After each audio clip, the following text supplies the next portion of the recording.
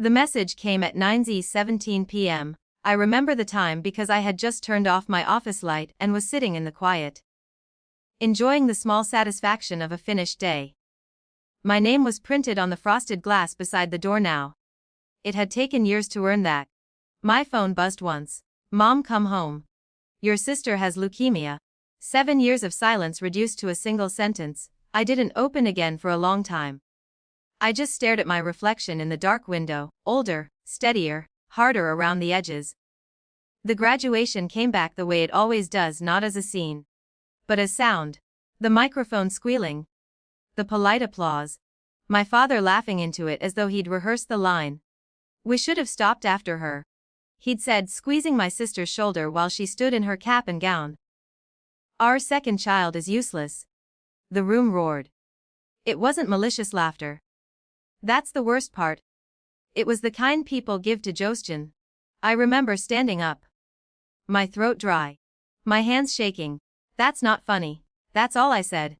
My mother leaned toward me, smiling tightly. Don't start, you're too sensitive. Too sensitive. As if humiliation was a personality flaw, I waited, just for a second, for one of them to soften it. To say they didn't mean it like that. They didn't. When I walked out, I didn't slam the doors, I didn't cry loudly. I just kept walking across the parking lot, until the sound of clapping disappeared behind concrete. No one followed. That's the detail that hardened into something permanent. 7 years is long enough to become someone else. I worked nights at first. Shared apartments with thin walls. Ate whatever was cheap.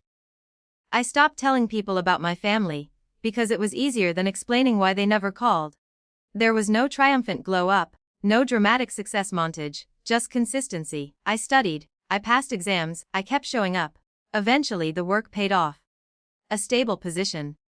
A title that carried weight. People asking for my opinion and waiting for it. I learned what it felt like to be listened to. My mother never called. My father never emailed. My sister never reached out. Until leukemia. I drove home 2 days later. The house looked smaller. The paint was peeling along the porch rail.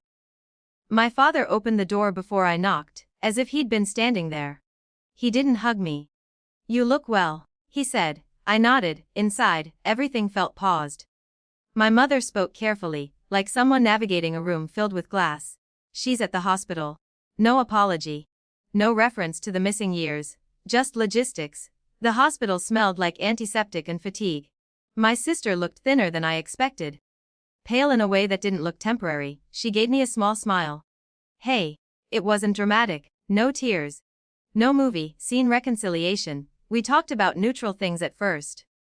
My job. Her treatments. The word leukemia hovered without being touched. The shift happened the next morning. A doctor entered with a folder thick enough to mean something serious. He explained treatment options, costs, risks, probabilities.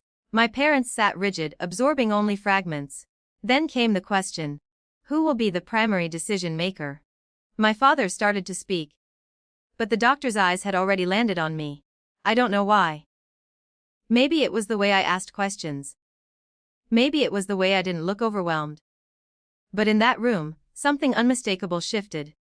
For the first time in my life, authority didn't flow through my parents. It flowed toward me. The doctor addressed me directly after that.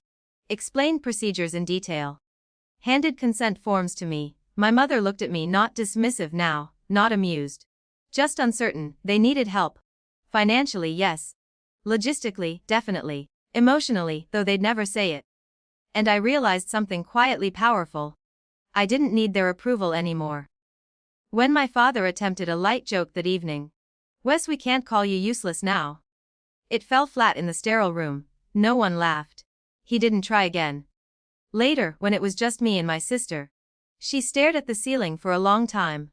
I laughed that day. She said finally. I stayed quiet. I didn't think it would stick like that. I thought you knew they were joking. I looked at her. Really looked. You left. She added, not accusing. Just stating, I considered that. No one asked me to stay. The words weren't sharp, just true. She swallowed, eyes glossy but not spilling over.